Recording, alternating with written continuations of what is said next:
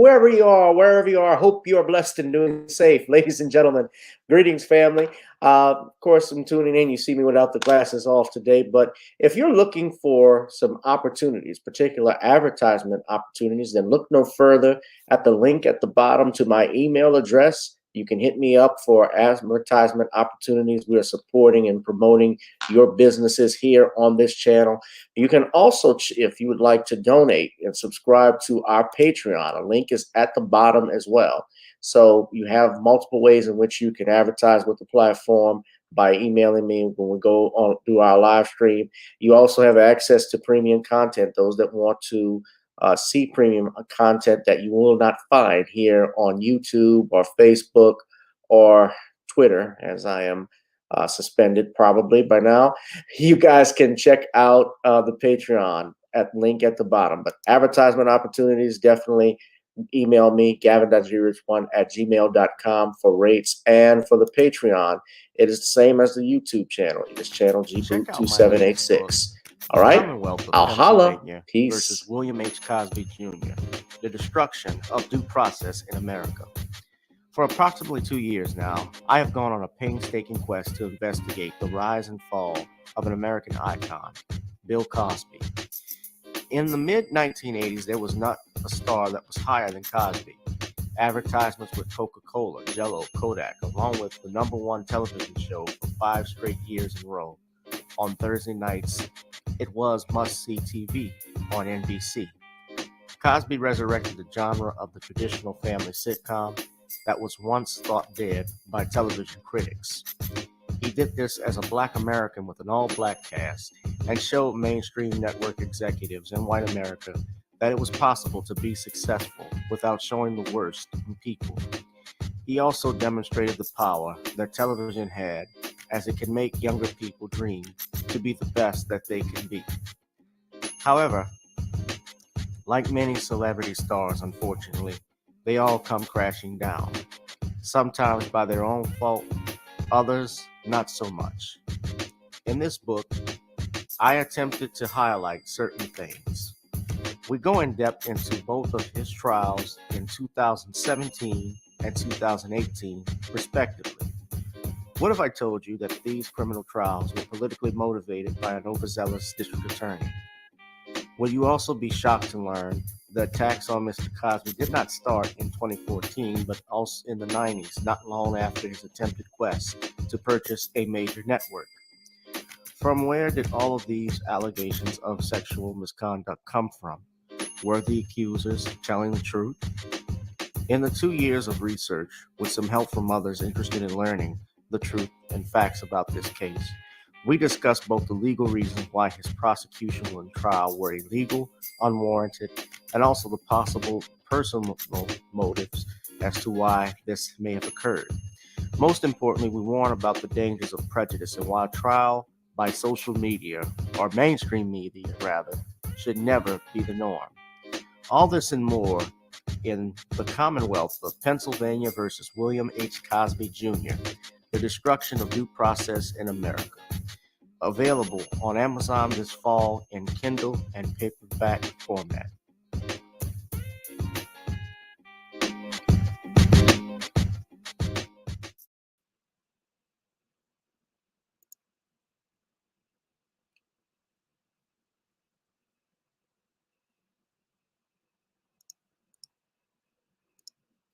Whoever you are, wherever you are, hope you're blessed and doing safe. Greetings, family. Welcome to another edition of Random Topic Sundays here on channel GBoot2786.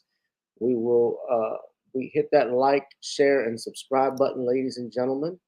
Also, I need you to hit that notification bell for whenever we go live. We love to have you all get notifications when we go live, because as you know, YouTube has us on a shadow ban. And we also want to welcome all of our new guests and friends that are here to this channel. Thank you all that are new to this channel. I thank you all, those that have always helped contribute to it. I appreciate it. Welcome. What's up, nerds? How you doing? Good evening. Our following topics are January 6th committee to hold a symbolic vote. Biden apologizes for America's original sin, pledges 55 billion to the African continent. The Tory Lenz trial gets weirder and weirder. And what are your plans for the holidays, ladies and gentlemen? All this and more tonight on the channel. What are your plans? What do you do on Christmas, ladies and gentlemen? So, in the meantime, we also, I'm going to go ahead and just get started with the show, ladies and gentlemen. Uh, I didn't want to play Get On Up tonight. All right. What's up, family? Y'all excuse my appearance. I've been working, doing some stuff in the yard, trying to get stuff together for the for Christmas, for the holidays, the seasons, greetings, all of that. I need you also to please, if you see it, the ticker at the bottom, donate to the PayPal, Cash App, Zelle. Ladies and gentlemen, support this channel. As you know, we're on a shadow ban, so anything you can contribute, I greatly appreciate. So, speaking of which, I want to ask, what are your plans for the holidays, ladies and gentlemen? Um, Christmas is here. I know there are some people, some of my viewers who may not celebrate the Christmas season. I know there are some of you who do celebrate it. I do, like me. I enjoy. I mean, it's part of my youth. It's part of my childhood. So I do celebrate Christmas and uh, the holiday. However, I know some people don't.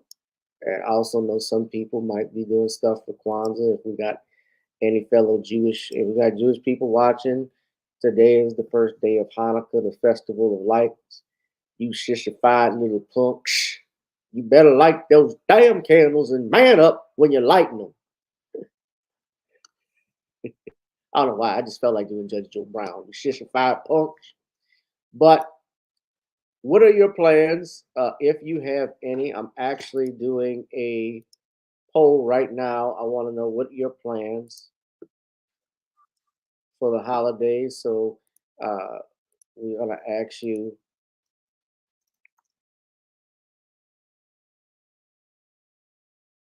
I actually got three options.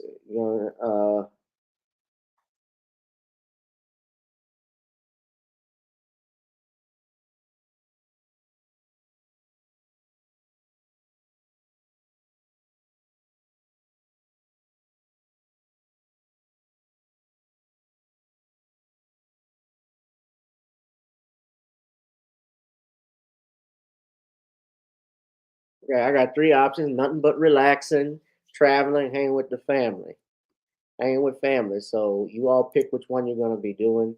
I'm gonna be home for the most part. I don't really have too many much plans. A couple years ago, I used to travel. I went to Vegas, Cincinnati, and I went to Vegas for Christmas and New Year's, respectfully. Went respectfully. I went and saw my brother for Christmas, and I spent it with his family. And then that next week, as it got to New Year's, I hung out in Las Vegas, which was cool, minus the fight that I had. But I enjoyed it nonetheless. I got to party. I saw Tiger, who was performing at this club. I think it was not at the MGM. Is it at the Wynn or the Aria? I think it was the Aria Hotel, which Vegas is just all Vegas is, guys, is one big desert. I can only, and I was there at night. I could only imagine how many bodies were buried underneath all those casinos that they had on the strip. But it was nice. It was cold too, and even though it's in the desert, Vegas is cold. But I have family that's out in Vegas. Shout out to them as well. Uh, so that's primarily my plans. I haven't gone and visited anywhere since. But yeah, so everybody says they're gonna be chilling for the holidays, or I don't know what we got. We're gonna have that running through the show. What are your plans for the holidays? Uh, so I'm gonna have that running up. What's up, Amara Woods? What's up, family? Come on, let's share and share. Hit that notification bell and let's share this live stream. We get more people in. We got some people, I'm sure, on G Boot on the G Boot 2786 on Gavin Richard. Uh, Nerd says he doesn't celebrate. He's just gonna sleep and clean. Nathan Banks, Bookie. What's up, family? What's up? Thank you. Good evening. Good evening. Good evening. All right, we're going to get started, ladies and gentlemen. We're going to get started. Let's talk about this. One thing I want to talk about tonight. Uh, this January 6th committee that's going to hold a symbolic vote. You've heard me correctly. Now, this is coming courtesy of the Today Show. What's going on, as you know, for the past year, ever since the debacle that was the January 6th riot, as they call it, they have been looking to bring some type of charges against Captain Orange, Donald Trump. Now, mark my words, and you all know already figured this out because my audience is smart. This, of course, is nothing but a ploy to go after the boogeyman and to make the Democrats feel vindicated about going after Donald Trump, in my personal opinion. And reason why I say that is because this committee is not a grand jury. A grand jury, when they want to, not even a grand, if a grand jury wants to bring charges against someone, that is the only group of people that are authorized to bring charges, or the attorney general, or a prosecutor of some sorts, if they have probable cause to support that. Here, you have a committee that's trying to investigate what happened at the United States Capitol on that day. But they're focusing on Donald Trump because Donald Trump is the boogeyman. And they need a boogeyman in which to bring charges like this. Now, you got to realize, too, the presidential election is not that far away. And, when the candidates want to run for election, they start early, like around 2023. So, without question, because Donald Trump is stating that he wants to run for president again, this is politically motivated. Now, I'm going to play this clip from this video from today. It's only about 2 minutes and 27 seconds, and you're going to hear how the this committee is planning to hold, as it's titled, a symbolic vote on criminal charges for Trump. Deliberations for the January 6th committee, wrapping up a weekend of debate ahead of the panel's last scheduled meeting Monday, where congressional investigators will vote on whether to advance potential criminal referrals for former President Trump, considering a range of offenses for actions he took leading up to and during the Capitol riot, including insurrection, obstruction of Congress, and conspiracy to defraud the government. While all are possible, 3 sources actively involved in the discussions tell NBC News no final call has been made yet. Once determined, those recommendations would go to the Department of Justice, where the Attorney General has the ultimate say, as Special Counsel Jack Smith continues his 2-track investigation into Mr. Trump. If indicted, it would be the first time in history for an American president. The January 6th committee spent the last year and a half building its case against Mr. Trump. We are obligated to seek answers directly from the man who set this all in motion, painting him as a central figure in the attack. I think he is absolutely guilty. If he is not guilty of some kind of a crime, I mean, what we've basically said is presidents are above the law and they can do everything short of a coup as long as it doesn't succeed. While the former president has repeatedly lashed out against the group. Witch hunts, hoaxes, abuses have been coming fast and furious. But legal experts say it's easier for the committee to endorse criminal referrals than for DOJ to prosecute them. DOJ and prosecutors have long known that a president is a very influential person, and that would be a very difficult defendant to convict in front of a jury, some of whom may have voted for that president. And tomorrow, the committee will also present a summary of its final report, which could be about 8 chapters long, outlining the biggest takeaways from the more than 1,000 witness interviews they conducted. That's set to become public by Wednesday. Willie? Big day on Capitol Hill tomorrow. Monica Alba starting us off at the White House. Monica, thanks so much. Hey.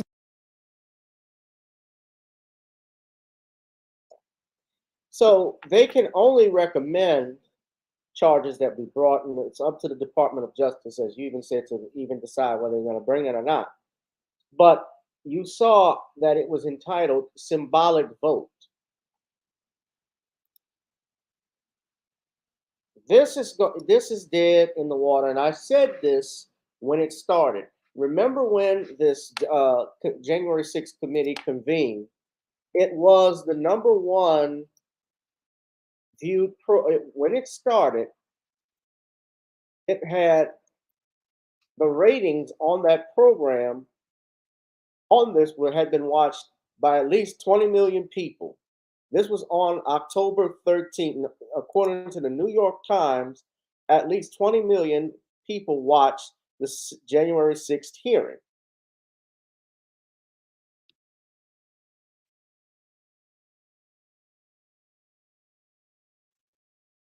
ABC attracted the biggest audience with 5.2 million viewers, and NBC and CBS had an audience of more than 3 million. MSNBC averaged 4, and CNN drew 2.7.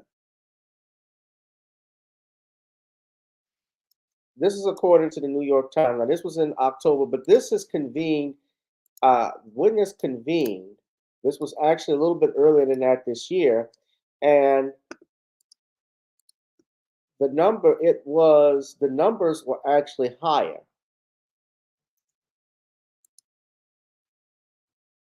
When this happened in July, it was about 18 million people that tuned in to finale of January 6th hearings. This is from Bloomberg.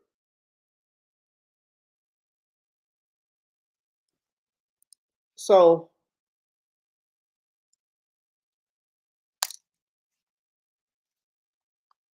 now they said Fox News originally led back in June 29th.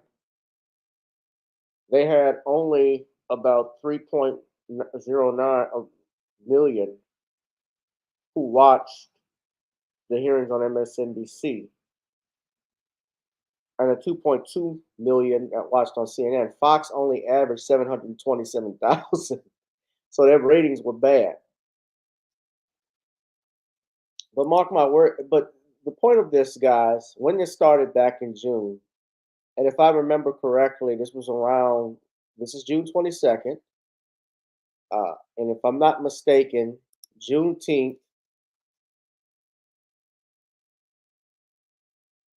was on, which was the June, was made a public holiday on June 20th. So it's the summertime. People are watching the January 6th committee hearings. Now, what was going on in June of 2022 news?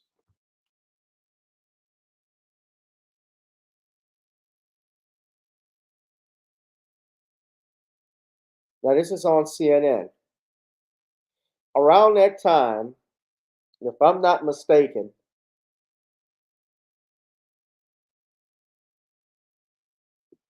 you had this.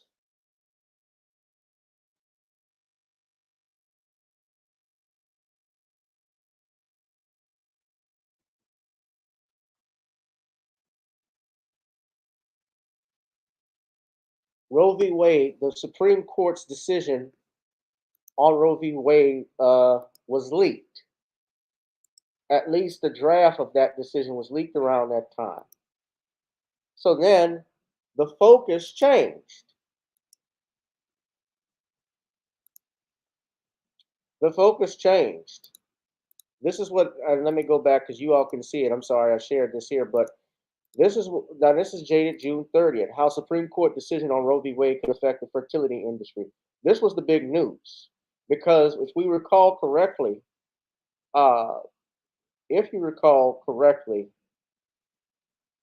that video, that opinion was leaked. I believe around the same time these hearings commenced. And then that took over.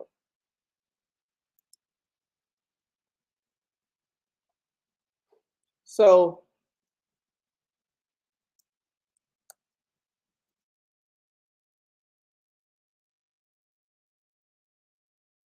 it is not a coincidence, ladies and gentlemen, as to why this was leaked. Because I remember it was on a Monday when this story broke.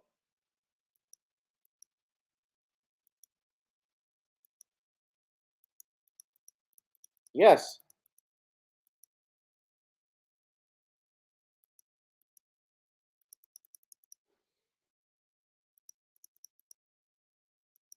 I believe it was a week before. So before the committee hearing started. So it's not a surprise that now we're still talking about this.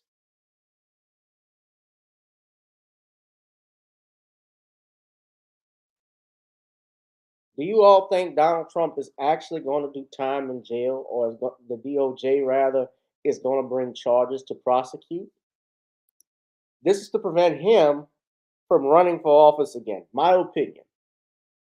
That's what these hearings are about. That's what these facts means to me. Now, some of you may disagree with me, but prove me wrong. Y'all hit that like, share, and subscribe button, ladies and gentlemen.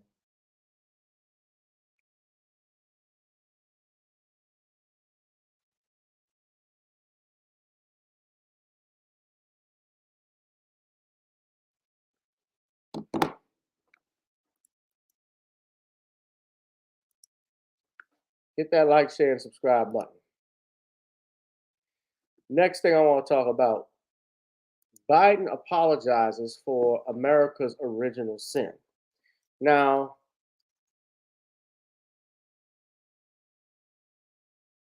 earlier this week,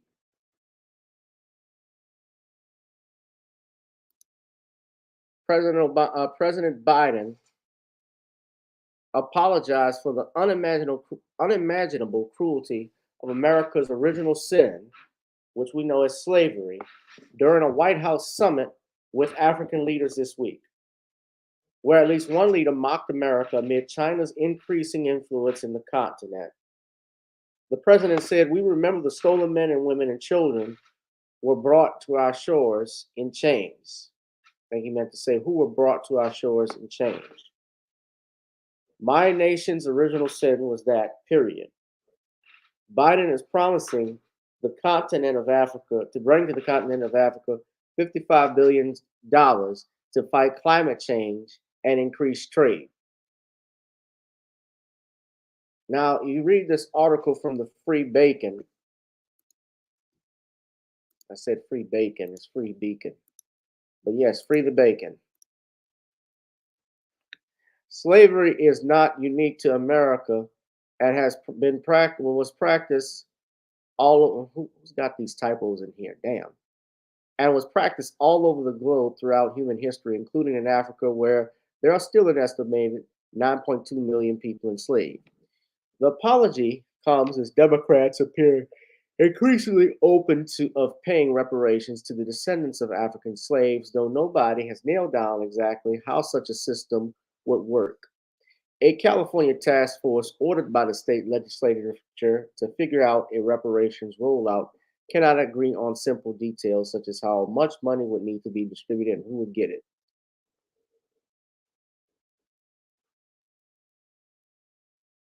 Now, reparations advocates have set their sights on the United Kingdom, where slavery was abolished in 1833. CNN commentator Don Lemon recently pressed a British guest on the issue and was told that Africa was the beginning of the slave supply chain. Now, they always got to do this whenever black people start arguing for their reparations. They always got to bring up it was in Africa. It was in Africa. Understand something. While slavery, ladies, brothers, and sisters, was in Africa, it is true. And yes, they are responsible. Those people were responsible in some part in what happened to black people in this country. The concept of chattel slavery was very unique and uniquely and specifically woven here in the United States of America. There was no chattel slavery in Africa like they had in America that was created by the Europeans. I'm talking about chattel slavery. See, they say slavery. I'm talking about chattel slavery. You were considered property. Slaves were, in ancient times, considered members of a family. They were lower class. If there was a war fought, then and someone survived what we call POWs, they would be slaves. If it was Roman times, it was ancient time, it was Greek times in Greece, or in Roman times. And in Africa, they were allowed to keep traditions of their family. They were allowed to keep their names. They were allowed to keep their language, their heritage. Africans that were transported here to the New World, or in the triangular slave trade or the transatlantic slave trade, they were not allowed to keep that. And like you saw in the film Roots, you said your African name and didn't acknowledge your given name, you were whipped. You were tortured.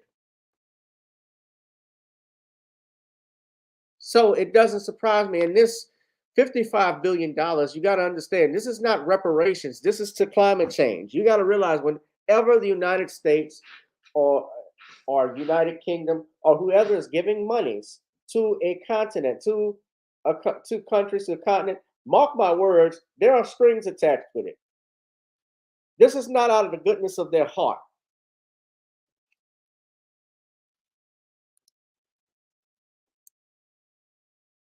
It is not. This is planned. But I want you to listen. This is my first time even listening to this. And looking at this, somebody wrote, they call it beast mode, Bricks smacks down Don Lemon on reparations. Now, they know the reason why, and now this is somebody from Britain that's commenting on reparations. And they know that the monies that European nations, especially in modern times, is built on their families. That money was built on the backs of blacks. That money was built on slavery. It was built on war. It was built on blood. I'm just saying it for the first time. So and then you have those who are asking for reparations for colonialism, and they're wondering, $100 billion, $24 billion here and there, 500 million there. Some people want to be paid back, and members of the public are wondering, why are we suffering when you are, you have all of this vast wealth? Those are legitimate concerns. Well, I think you're right about reparations in terms of if people want it, though, what they need to do is you always need to go back to the beginning of a supply chain. Where was the beginning of the supply chain? That was in Africa. And when across the entire world, when slavery was taking place, which was the first nation in the world that abolished slavery? The first nation in the world to abolish it. It was started by William Wilberforce, was the British. In Great Britain, they abolished slavery. 2,000 naval men died on the high seas trying to stop slavery. Why? Because the African kings were rounding up their own people. They had them on cages waiting in the beaches. No one was running into Africa to get them. And I think you're totally right. If reparations need to be paid, supply chain, and say who was rounding up their own people and having them handcuffed in cages. So what she's trying to do, and what they have here, they want to absolve. What she's trying to do is basically absolve Europe and their role in the slave trade.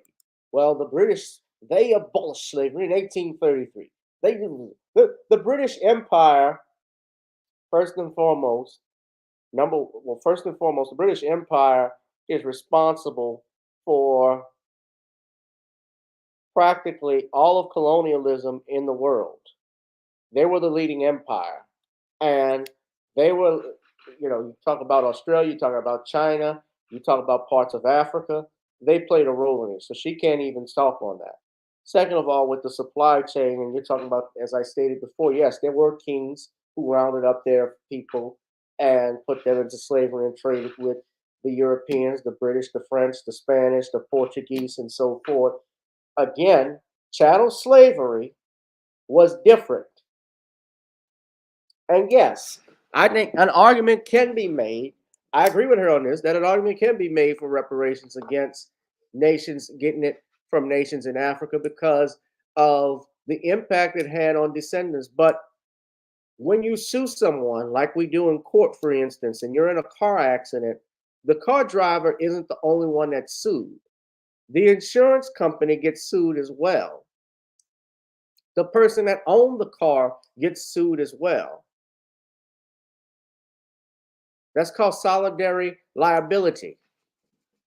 You have a group of obligors that are responsible. It's the same thing if you have a car note and you had a cosigner on the car note and the loan defaults. They don't just sue the person who drives the car the most. They sue who's ever on that note.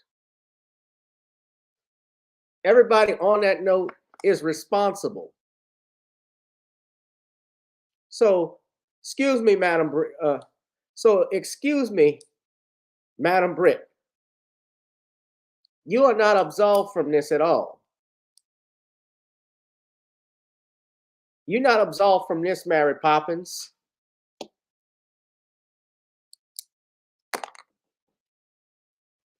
Yeah, that movie's on demand now. My folks watched it. I watched some of it. I didn't get what the hype about it was. Did anybody see Emancipation with Will Smith?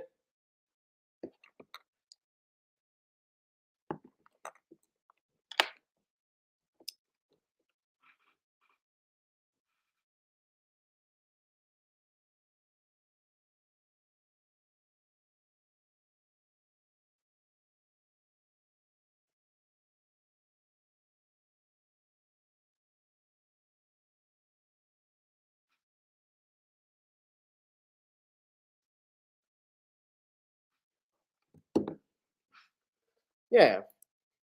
So yeah, of course they got to have these people like that. And look, Don Lemon, I'm sure, just from looking at Don Lemon, is not the guy you want answering any questions for you on your behalf, arguing against slavery, or arguing on behalf of foundational Black Americans for slavery, because for reparations against slavery, because Don Lemonade has a history of making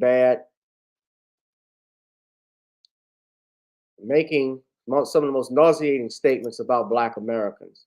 So I'm not anything Don Lemonade plans. I'm not interested. I'm not buying.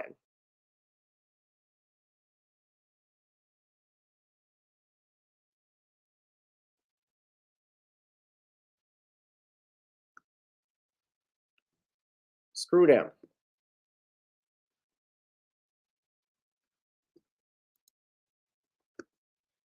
I'm tired of slave. Sinead J said, "No, I'm tired of slave movies." He said, "You'll pass on Emancipation." It was a fairly good movie. You know, it is a slave movie. I've always been of the mindset originally, especially when I was a kid coming up, that those movies were necessary to show our young people the history behind it. It's important so people will know who these people were. They were historic figures. But I also think the issue with most things is that it's just the same way I criticize stars, is that there's no balance. We know that there are Black people who are drug dealers, who are low down, who are crooked. But the same goes for whites. And also, there are Black people who are loyal. There are Black people who are hardworking, who fight, who work hard, who provide for their children, their families. And we don't talk about that. We don't see that on television often. There's no TV show like I wouldn't have a problem so much with I don't have a problem so much with BMF and Power if they had a Kevin Hill show. A show something like a show similar in that nature where you saw a Black father who was an attorney taking care of his adopted kid. That stuff we don't have. It's like what Dave Chappelle tried to do, a show where he wanted an all-Black cast, and the white TV executives told him you needed to have a white man. You needed to have more. Dave Chappelle's characters had to have more white people in it. He said absolutely not.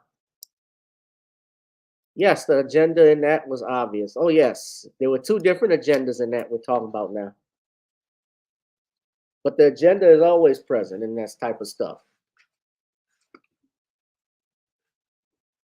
I got one final topic, ladies and gentlemen, we're going to talk about, but don't let them talk you out of this. But whenever there's money behind this stuff, where they're going to pledge money, know that there's always a string to it. They're not doing it out of the goodness of their heart or repentance. for repentance' sake. I can tell you for a fact, Barack Obama, and I've said this before, the United States back in 2014, it was around 2013, 2014, they had some information on a terrorist group out in Nigeria called the Boko Haram. And a former congressman who his name escapes me now, said that the United States was withholding information because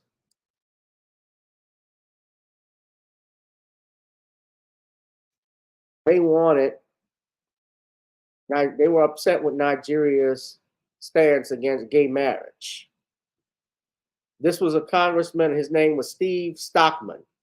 Now, this video is no longer available for some reason. My guess is because of the nature of LifeSite News. Now, whether you're Catholic, you support or believe in God or not, that's another issue. But if you read this article, U.S. Congressman Steve Stockman was one member of the full-person U.S. congressional delegation sent to Nigeria in the months after the horrific kidnapping of over 250 schoolgirls, who sadly all have been reported murdered. And they were murdered by the Islamic terrorist group Boko Haram. He was the only Republican on the delegation. And in an exclusive interview with LifeSite News, Stockman confirmed that during his June of 2014 delegation to Nigeria, top U.S. brass told him they had intelligence to aid the Nigerian military to crush the terrorist group Boko Haram, but were blocked by the Obama administration from doing so. What was the reason for the refusal of the critical intelligence? According to Stockman, it was over Nigeria's stance against same-sex marriage.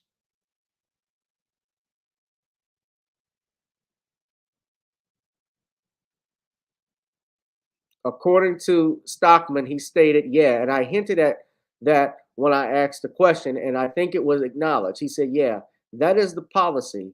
They, referring to the Obama administration, want to see gay marriage adopted around the world, and it's not just in Nigeria, but it is an active policy. When questioned by LifeSite News, the United States Department categorically denied any link between U.S. government assistance and Nigeria's same-sex stance. State Department spokesman Noel Clay added that the United States is providing equipment, advice, training, and information support for ongoing counter Boko Haram efforts. Such counterterrorism aid has been provided for the last several years, he said. Despite the State Department's attestations, however, Stockman's point about the withholding of key intel from Nigeria has been corroborated by Pentagon officials. Army Colonel Steve Warren, a Pentagon spokesman, told military.com in May of 2014 that the intelligence gathered by the surveillance flights over Nigeria to find the schoolgirls will not be shared with President Goodluck Jonathan's government, but declined to say why the information was being withheld. At this point, we're not sharing new intelligence data. Moreover, the Obama administration has been clear about enforcing a gay rights agenda throughout the world. When Nigeria signed its same-sex marriage prohibition into law in January of last year, U.S. leaders reacted with dismay. John Kerry, who was the Secretary of State, called the move dangerous, adding that the Obama administration saw it as inconsistent with Nigeria's international legal obligation and undermines democratic reforms and human rights protections. Hillary Clinton, who was John Kerry's predecessor, have called for promoting the gay rights agenda around the world a top priority for U.S. foreign policy makers. So the point I'm making to you all, brothers and sisters, is that, well, aside from the agenda, what I'm saying is that if Joe Biden is pledging $55 million to the African continent, there's a reason behind it. What it is has yet to be seen, but my theory is that this might be part of it. I also think the minerals the minerals and the resources in Africa are very valuable, as it's always been. That's why it was colonized for centuries by different European nations. When they took the diamonds, whether it be diamonds, whether it be oil, like they have in the Sudan, and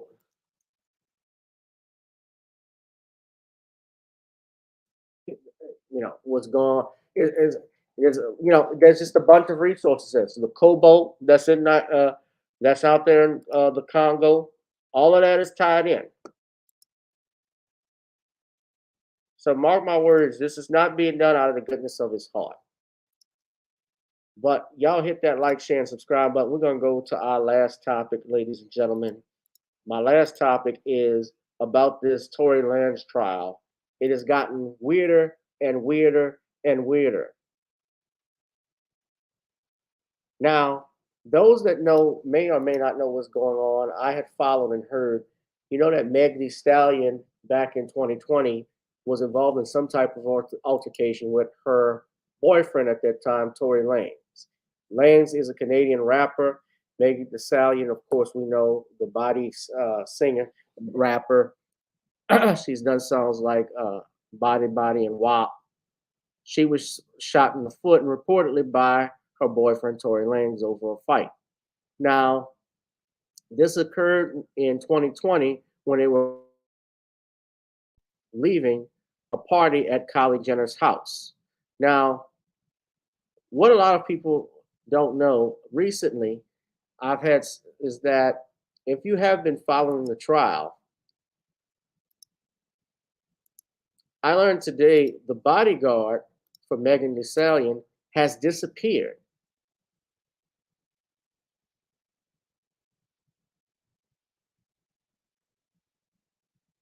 Justin Edison, the bodyguard of Meg Thee Stallion, was set to testify at her trial, in Tory Lanez's trial. However, as of now, the police are investigating his disappearance. Now, I must clarify, from current reports that I have seen, they can't actually say it's an active disappearance. However, he is nowhere, has not, according to my research, been seen, because the trial has been going on for the past week and a half.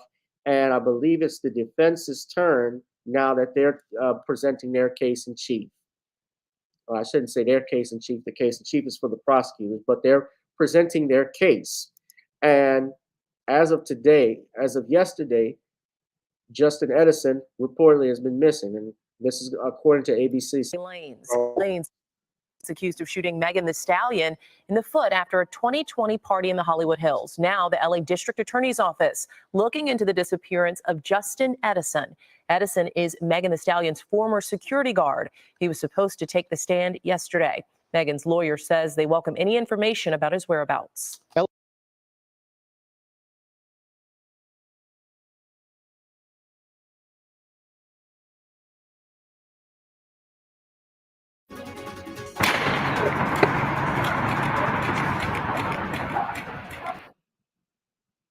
I have not really followed this trial, like talking about it. I've just been paying attention. From my girl was telling me stuff about it, and I've heard what different people have been saying. I've been seeing stuff trending on Twitter. Shout out to Dennis Byron. He is, of course, with Hip Hop News Inquirer, and Dennis, the Hip Hop Inquirer, I should say.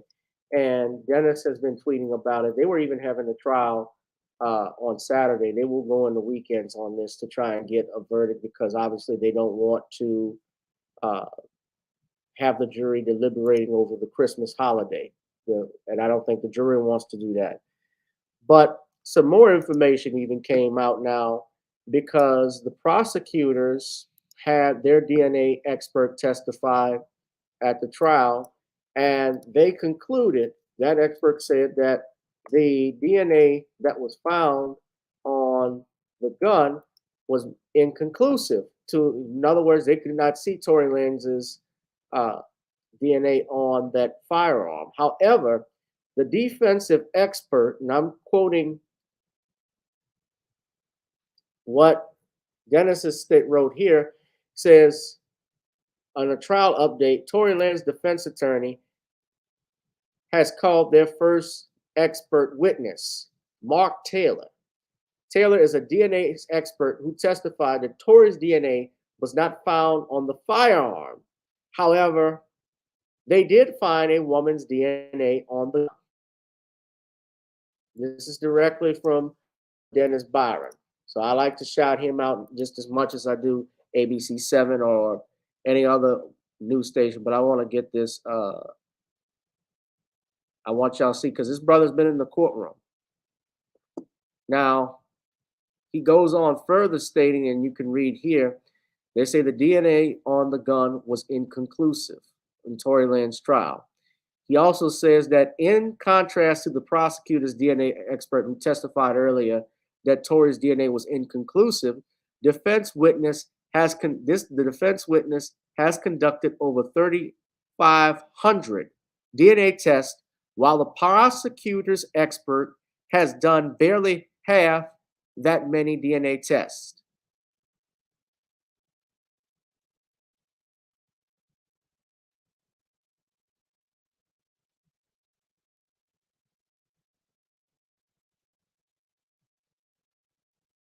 Now,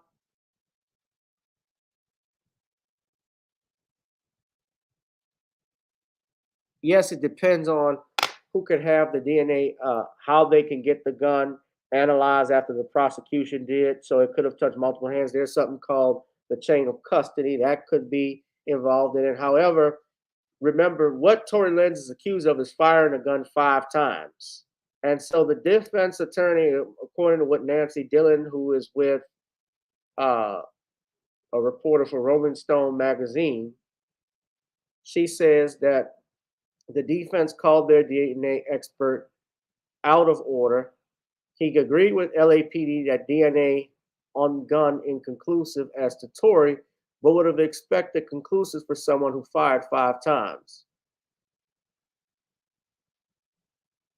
Now, there was an interview,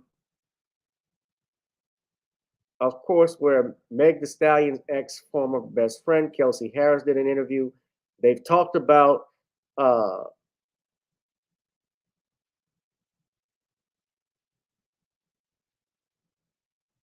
how they broke up, and I think my understanding, and I got to be careful with my words, I don't know if this had, if I'm not mistaken, this had something to do with her sleeping with Tory. I could be correct me if I'm wrong. But jurors heard Friday from the lengthy interview that Megan Thee Stallion's former friend Kelsey Harris gave to prosecutors in September, where she vividly recalled Lenz firing 5 shots, leaving Megan wounded on the ground. The recording was played at Lenz's felony assault trial in Los Angeles after Harris took the witness stand this week and disavowed key aspects of the September statement, flat out denied she saw Lenz pull the trigger. Harris, also known as Kelsey Nicole, was heard on recording calmly corroborating Megan's prior testimony that Lenz, whose legal name is Daystar Preston, brandished a firearm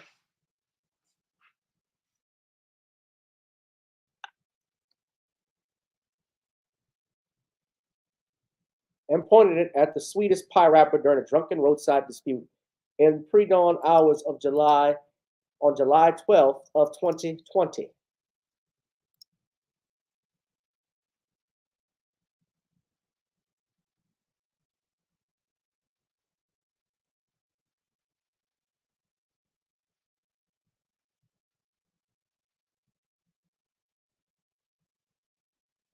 They say, now let me fix this tweet for y'all since Nancy's working for Rock Nation.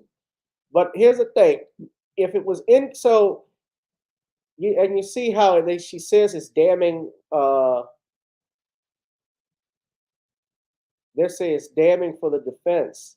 If you have a DNA expert testifying that it was inconclusive, that if you have a prosecutor who says it's inconclusive and the defense attorney defense expert agrees, and he who has, according to the sources, saw done this over 3,500 times versus how many times the prosecutor has done it.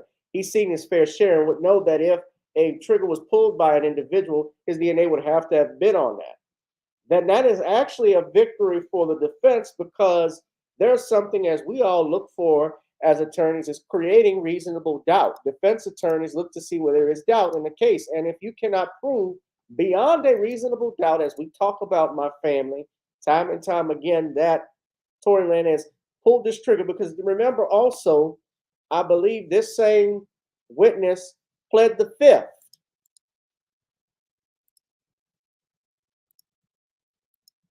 There are more holes than there are more holes in Meg Thee Stallion's story than there are holes in Swiss cheese. And I wasn't there. Yes, it could be true that he could have done this, but when I'm looking at the expert witness testimony, when I'm looking at the physical evidence, something is not adding up. Now, if he is convicted, Tory Lenz is facing not only deportation because he's from Canada, he's also, the main thing is the 22 years in prison he's facing, because you're talking about felony assault with a deadly weapon.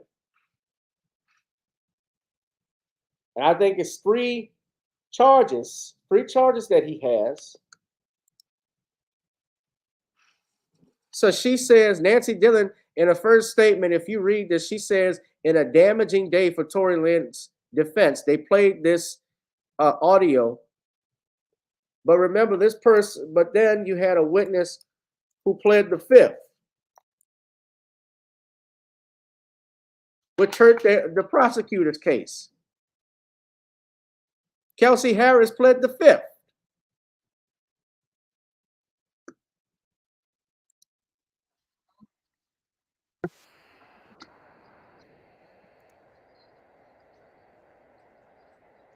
Now,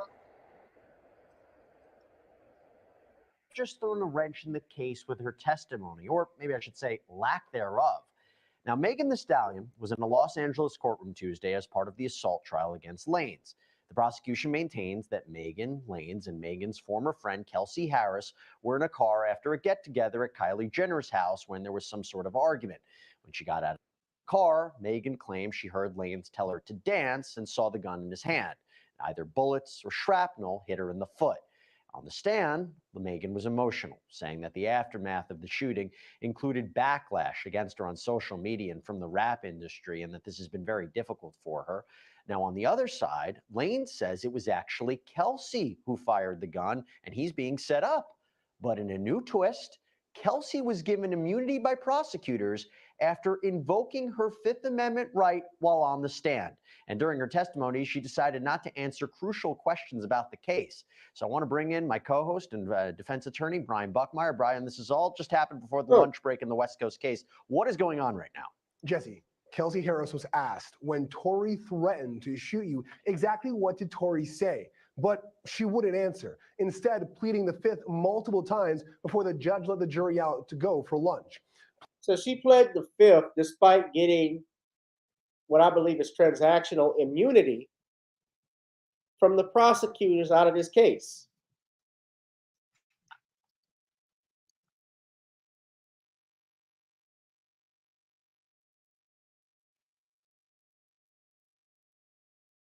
Transactional immunity is full immunity. It's known as blanket immunity. It protects the witness from future prosecution for crimes related to her testimony.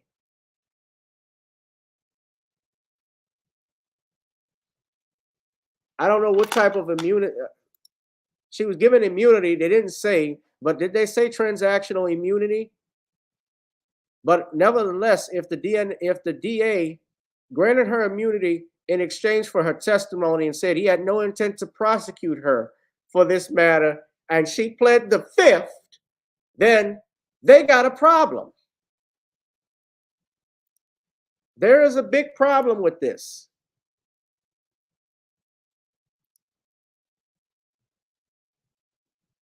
There is a big problem with this testimony. with this trial. Pleading the fifth is everyone's right, and Kelsey Harris is welcome to use it without it being held against her, especially considering she has immunity. But it can be used as evidence or lack thereof in asking whether or not Tory Lenz is guilty of the crimes he is charged with. And this does not look good for the prosecution. If Harris is pleading the fifth and the judge is allowing it, then Harris's attorney must have been able to explain to the judge that there's some potential crime that she could be admitting to. Now, she has immunity, which was given to her pretty easily. That might explain something to the jury, but this is their star witness, and it looks like it's falling apart. Yeah, let me bring in co-host and former trial attorney Terry Austin on this. So, Terry, based on what we've heard so far, what's your theory about who actually shot Megan Thee Stallion or shot at Megan Thee Stallion? You know, at first I really thought it was Tory Lenz, and she said she saw him shoot at her. But now we have Kelsey, who's on the stand, and she has immunity, and yet she's not saying whether it was she who shot that gun. So it's unclear to me whether or not Lane shot the gun, whether or not Kelsey shot the gun. And if she really does want to protect herself, then she is protected with this immunity agreement. She can go ahead and say, look, it was me, I did it. But she is not saying that. So I'm a little bit confused at this point. I'm not sure. I think we have to see more evidence. And in fact, I think no matter what anybody says, whose gun was that and whose bullet was it? I thought the whole case itself had a lot of drama. Who knew that this was going to happen in a courtroom? It's just an unpredictable, complicated aspect about it. And I should tell you, this case, which has been more than 2 years in the making, is getting a lot of attention on social media, especially among journalists, music journalists, and fans. People came out to the courthouse to show their support for Megan Thee Stallion. People of color being victims of domestic violence, they are often villainized. It's not right, and it's unfortunate because there is no perfect victim per se at the end of the day. If you are a strong person and you have a voice and you stand up for yourself and you stand up for your boundaries, you're villainized. So our job is to stand with survivors. We're here to make sure that survivors know that they have a voice, they have an opportunity to come forward, and it's really scary to do so. But this is the problem. You're going off, oh, believe women. This is the problem. This is the shit we were talking about with the Cosby case. Because an issue is sensitive doesn't mean that the facts of that are substantiated or proven true.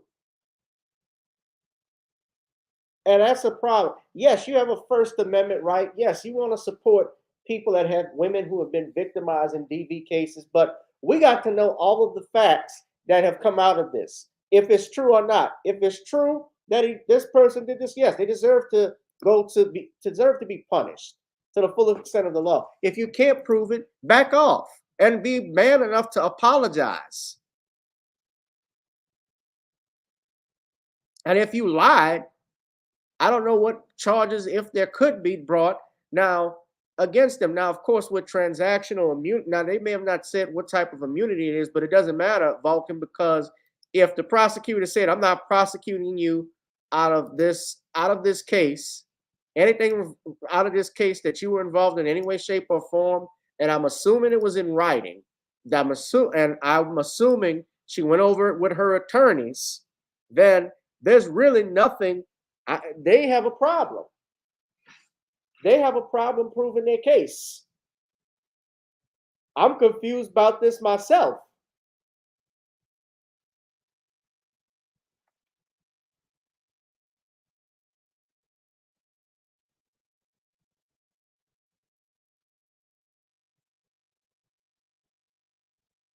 This is ridiculous. This is ridiculous.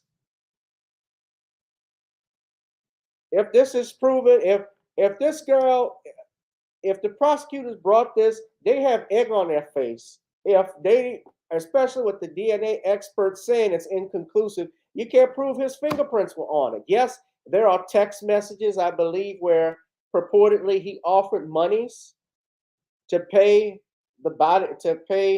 Megan Thee Stallion to keep quiet. That's damning, but there's no footage proof that he actually fired a weapon. My understanding also, there were no powder burns, no gunpowder or gun residue found on Tory Lenz. So that would be big also. Okay, so I apologize. No, I got to correct this. It says that he tested positive for gunshot residue. according to what Nancy Dillon wrote. But here's the thing. Lance testified, he tested positive for it, but so did Kelsey Harris. And gunpowder, you got to realize this happened in a car, right? So if it happened in a car, gunpowder residue travels in small spaces. A car is not a big space. I'm sure if they had a little kid inside the car and he's around, the gunpowder could have ended up on his hands. We know the kid didn't do it. This could end in a mistrial or an acquittal. It could go guilty. I would be surprised, but there would be some grounds probably to get it thrown out. But this is some bullshit, and this is BS. This is bad for the prosecutor. All right, so this is a case that's going to leave people divided. We move now to an update for you in Moscow, Idaho. I honestly don't think the prosecutors, this is me personally, have enough to have met their burden. Remember, it's always the state's burden to prove beyond a reasonable doubt to a jury of 12 men that are the trier of fact. Sometimes they can be a judge that the prosecutors have met every element of that crime.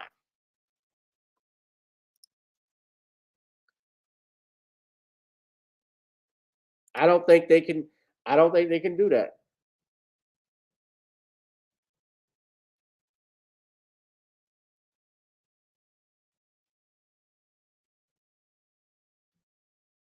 And now Tory Lenz is charged with 1 felony count of assault with a semi-automatic firearm and carrying a loaded, unregistered firearm in a vehicle. So that's his actual charge. But he's facing 22 years in prison if convicted. So his life is on the line. And if Megan, I can't say too much because I actually knew someone, I think, that was investigating this. But yeah, he had 3 felonies. He was hit with a 3rd felony charge for discharging a firearm with gross negligence. So that's the 3. Not felony counts for assault with a semi-automatic firearm, carrying a loaded, unregistered firearm in a vehicle, and for negligent discharging of a firearm. So that's why he can face 22 years in prison. But y'all can check out this article on Rolling Stone magazine, family. I'm about to roll out in a second. Let's look at the polls here. I'm looking right now because I still have that poll up. We got 16 votes. 75% of you say you're going to do nothing but relaxing. 6% of you said you're going to be traveling. And 19% of you said you're going to be hanging with the family. Well, if you're traveling, you're more than likely going to be hanging with the family. If you're doing nothing, you're going to be hanging with the family. So that's primarily it. But you may have some single people here. Who knows? We're just going to stay and put. But we want to thank, I want to thank you all for tuning in. I want to thank you all for being here. Please donate to the Cash App and PayPal and Zelle. We also want to acknowledge and put up a fair use disclaimer for all of the media images that were shown and played here for you all, ladies and gentlemen.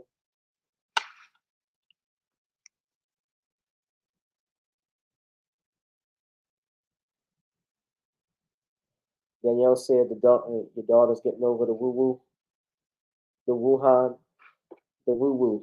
That's what Torian calls it. Well, I'm glad she's doing much better, Danielle. But we're going to get out of here, ladies and gentlemen. We'll be back Tuesday to do another live stream. We're going to try and move things quick. By the way, I need y'all to go to, I got to promote this. If you're trying to get some seasoning, the mailing system is tight, but we're going to try and get y'all some Nornish Creole blends. If you want to order some, go and get you some Nornish Creole blends, ladies and gentlemen. Try it on chicken, meat, or fish. Nornish goes great with every dish. It also goes on salad, just enough to light up your palate. So you want to get you some Nornish, ladies and gentlemen. You're going to enjoy it. It's real good. Who else we got going on?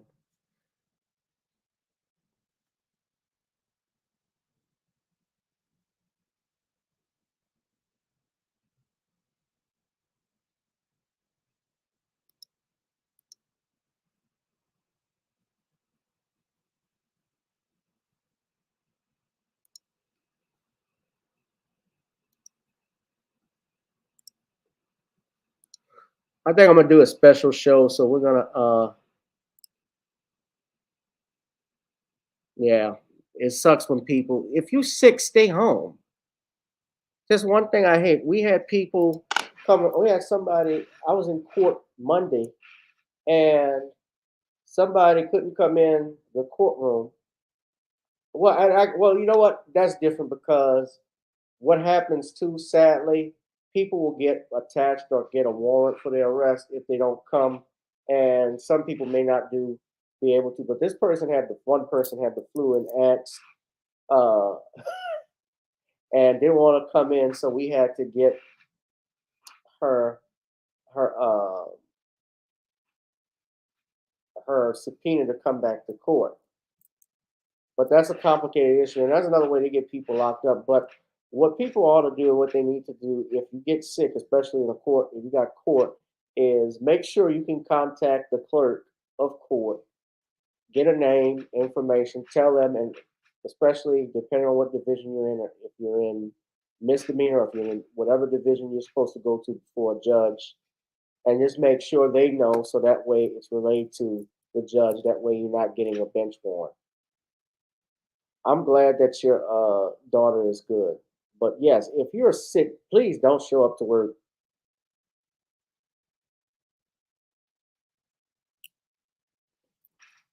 Oh, one of them folk. I think I'm gonna do a special. We're gonna go over some Christmas music. What's your favorite Christmas songs? But we're gonna wrap it up, ladies and gentlemen. I'm gonna get on out of here. Yeah, get you some Nawnies. Bye. Video soon. Got to get on up. Also, I'm about to put the paperback version for Cosby book available this week. I'm working on that right now. So you all be safe and be blessed. We're gonna have a good one, ladies and gentlemen. Good time this week. Love you all. I got another comedy show in the works. So 2022 has been a good year so far, man, despite the sadness that we've had. But y'all be safe and be blessed, y'all. I'm gonna get out of here. Peace, family. Love you.